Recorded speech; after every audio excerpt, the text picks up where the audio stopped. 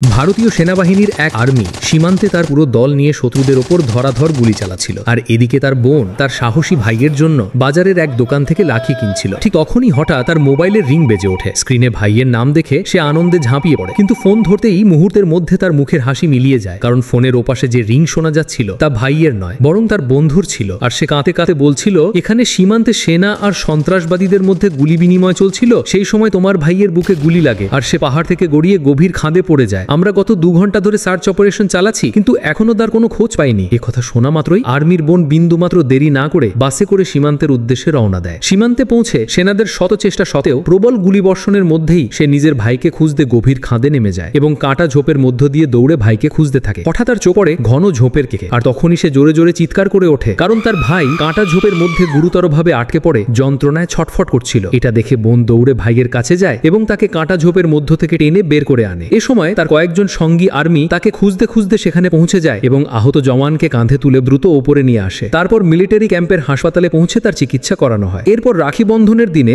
বোন তার সাহসী ভাইয়ের সাথে সীমান্তে উপস্থিত সকল আর্মির হাতে রাখি বাঁধে। কিন্তু তবুও আপনি এই আর্মি এবং তার বীর বোনের জন্য লাইক ও সাবস্ক্রাইব করেননি।